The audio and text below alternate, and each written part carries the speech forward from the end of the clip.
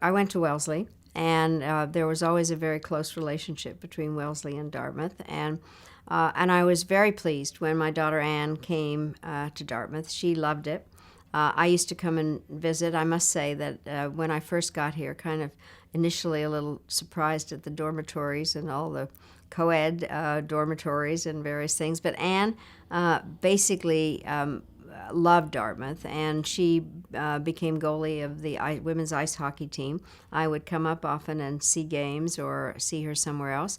And then I gave the commencement speech here, which is probably one of the most amazing settings of all time, I think, in terms of standing on the quadrangle and looking out. And then I've come up to teach, be invited for classes sometimes, and come and see some of my friends. And so it's a wonderful place to come. I have come sometime. I think I was here during one New Hampshire primary. So there are a number of reasons to come up here. I just met with a terrific group of young students who asked great questions, and I think began to see something that some of my students that I have at Georgetown talk about, is they're operating in a very different world. And the necessity of understanding not only the specific situation in a country, but what the various influences are, and understanding that it's complicated, that some people in my generation have made life complicated for them. And my sense is from the questions that they want to be able to make a difference and are getting an incredibly good education in order to be able to do that. I think diplomacy has changed a lot as a result of technology generally. I always enjoy talking about the fact that when John Adams, for instance, went abroad to be ambassador, he was gone for a couple of years, negotiated treaties, and would come back. And ambassadors basically had the capability of operating on their own in many different ways. Now, as a result of technology, everybody is really connected, and everybody knows what everybody else is going. In terms of diplomacy, in some ways it has complicated things because there's so much information out there.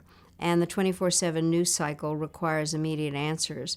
And sometimes diplomacy takes a little time in terms of incubating and simmering and becoming appropriate for action.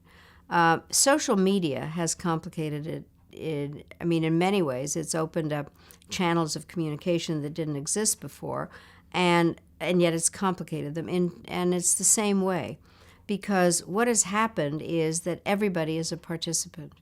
And something will end up on social media that will probably affect decision-making without the decision-making makers knowing where it actually came from. And it has kind of disaggregated a lot of voices. People take what is on internet as the God-given truth when it may not be. And so it's a question of sorting out the information. But on the whole, what it's done is provide connectivity so that in many ways we know much more about everybody than we ever knew before. But it's a different thing.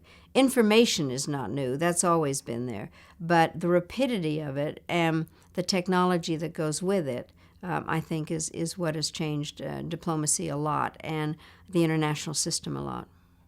I would hope that people would think that I actually represented this country well, that when I stood or sat behind a sign that said the United States, that I was doing my best to protect U.S. national interests, make the world more stable and fairer, not only protecting the United States and our values, but making a difference abroad. And I think there are many things that, obviously, as part of a team, which President Clinton led, we were able to make a difference. And the one that I'm proudest of is what we did in Kosovo. As a result of what NATO did, led by the United States, we were able to stop ethnic cleansing there. There are many people who are alive as a result of what the United States did. And supporting the independence of Kosovo now is something that is very important. Took a very long time.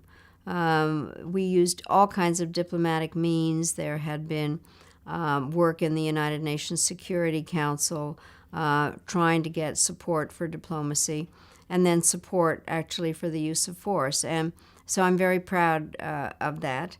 I love going to visit Kosovo. There's a whole generation of little girls whose first name is Madeleine. So I think that, and they thank the United States. They're really grateful to the United States and President Clinton for what we did.